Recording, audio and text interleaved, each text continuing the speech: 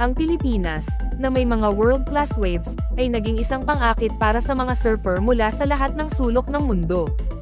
Pero ang pagkuha ng mga mailap na sandali ng biyaya at kapangyarihan sa tubig ay isang sining sa sarili, at si Pernilla Shu ay isang dalubhasa sa sining na ito.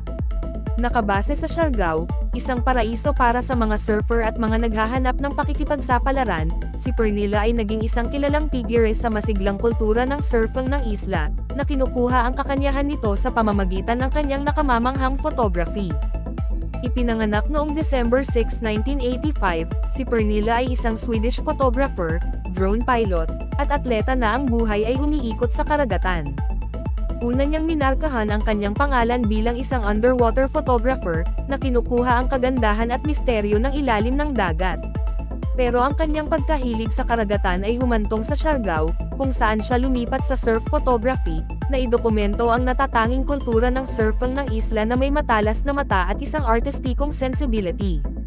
Ang trabaho ni Pernilla ay hindi lamang ang pagkuha ng isang sandali, sinisikap niyang yakapin ang hilaw na enerhiya, hilig, at kagandahan ng mga alon ng Siargao. Ang kanyang mga larawan ay hindi lamang nagpapakita ng kasanayan at athleticism ng mga surfer kundi pati na rin ang pag-highlight ng koneksyon sa pagitan ng mga tao at kalikasan. Ginagamit niya ang kanyang lens upang magkwento, upang pukawin ang mga emosyon, at upang ipagdiwang ang diwa ng isla.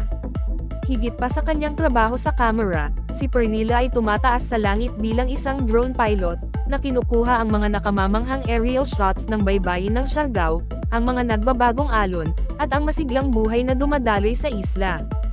Ang kanyang drone photography ay nagbibigay ng isang natatanging pananaw, na nag-aalok sa mga manunood ng isang panoramak na sulyap sa kagandahan ng isla. Si Pernilla ay isang vocal advocate din para sa halaga ng photography. Siya ay masigasig sa kanyang sining, na binibigyang diin ang makabuluhang oras, pagsisikap, at pinansyal na pamumuhunan na kailangan upang makagawa ng mga dekalidad na larawan. Noong 2023, ipinahayag niya ang kanyang pagkabigo sa hindi pagpapahalaga sa photography, na binibigyang diin ang dedikasyon at matinding paggawa na kinakailangan upang makabisado ang sining. Ang koneksyon ni Pernilla sa Pilipinas ay malalim. Noong 2013, iniwan niya ang kanyang tahanan sa Sweden, naghahanap ng mga bagong pakikipagsapalaran, at ang Siargao ay mabilis na naging kanyang napiling tahanan. Sa paglipas ng mga taon, siya ay naging malalim na nakabaon sa komunidad ng isla, na bumubuo ng malalakas na ugnayan sa mga lokal at mga spot. Ang kanyang pagkahilig sa isla at sa mga tao nito ay maliwanag sa kanyang trabaho at sa kanyang aktibong pakikipag-ugnayan sa komunidad. Maliban sa photography, si Pernilla ay nagtaguyod din ng karera sa industriya ng pagkamapagpatuloy. Siya ay nagkaroon ng iba't ibang mga tungkulin, kabilang ang General Manager ng Solitude Acacia Resort sa Anilao, Batangas, isang world-class na diving destination. Ang kanyang karanasan sa pagkamapagpatuloy, kasama ang kanyang pagkahilig sa karagatan, ay naging isang perpektong pagkakasya sa tungkuling ito. Pagkatapos ng kanyang pananatili sa Batangas, bumalik siya sa Siargao, kung saan siya naging Guest Relations Manager sa Greenhouse Siargao Eco Retreat and Cafe, isang napapanatiling resort na nakahanay sa kanyang pangako sa responsableng turismo. Ang pag-ibig ni Pernilla sa karagatan ay umaabot ng lampas sa kanyang propesyonal na buhay. Siya ay isang masugid na runner at isang masigasig na tagapagtaguyod ng fitness. Noong 2022, itinatag niya ang Siargao Runners, ang unang running club ng isla, na lumikha ng isang komunidad ng mga mahilig sa fitness na yamakap sa aktibong pamumuhay at buhay sa isla.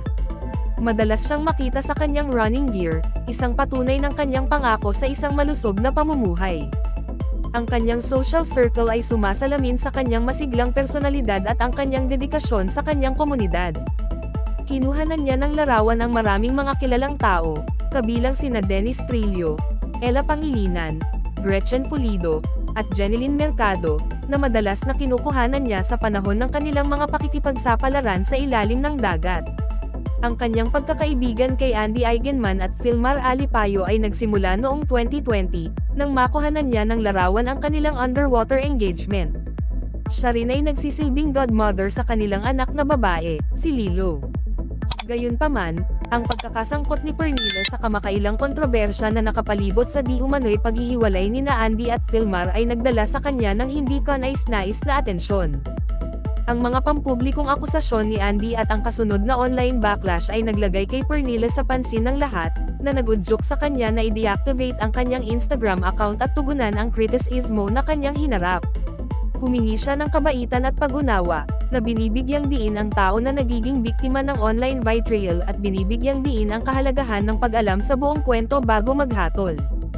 Ang kwento ni Pernilla Shu ay isang patunay ng kagandahan ng Siargao at ang kakayahan nitong maakit ang mga individual na naghahanap ng pakikipagsapalaran, koneksyon, at isang buhay na magkakaugnay sa kagandahan ng kalikasan. Ang kanyang paglalakbay bilang isang photographer, isang profesional sa pagkamapagpatuloy, at isang tagapagtaguyod ng fitness ay nagpapakita ng kanyang maramihang talento at ang kanyang dedikasyon sa kanyang napiling tahanan. Ang kanyang karanasan sa pag-navigate sa pampublikong pag-uusisa at online criticism ay nag-uugnay sa mga hamon ng pag-navigate sa digital age habang pinapanatili ang pagiging tunay at kabaitan.